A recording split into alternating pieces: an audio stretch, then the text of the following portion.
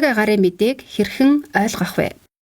Цаг агаарын урьдчилсан мэдээнд цагуурын хэмжигдэхүүн буюу үйлшил, хурд тундас, салхины хурд, чиглэл, агаарын хамгийн их бага температур зэрэг цаг агаарын үзэгдлүүд багтдаг.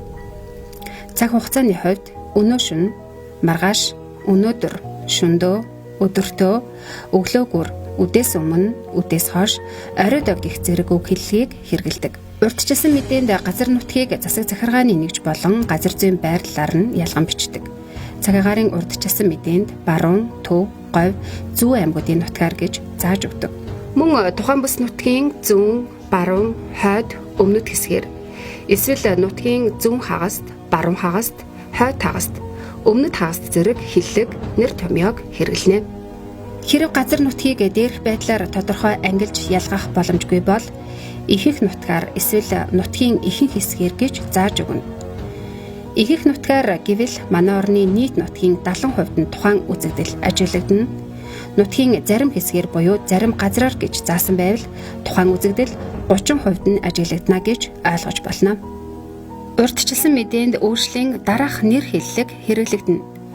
Цэлмэг, багавтар үлдээ, солигдмол үлдээ, үйл эрхэг.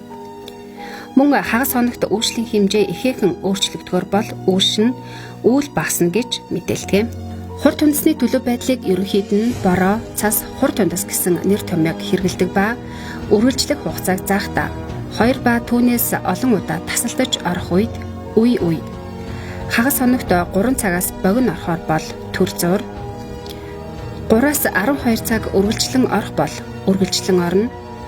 12 цагаас дээш хугацаагаар үргэлжлэн орохоор бол зүсэрч орно гэж ойлгоно. Цаг агаарын урьдчилсан мэдээнд салхины чиглэл болон хурдыг мэдээлнэ. Салхины чиглэлийг 4 завсаар хаанаас салхилж байгаагаар нь заах ба хамгийн их өрөвхийлэлтийн хурдыг зааж өгдөг. Хэрэв хагас хоногт салхины зүг хурд өөрчлөгдөх бол хугацааг зааж багасна. Эсвэл ширүүснэ гэсэн хиллэг, нэр томьёог хэрэглэдэг. Урьдчилсан мэдээнд агаарын температурын шөнийн хамгийн бага, өдрийн хамгийн их утгыг заана.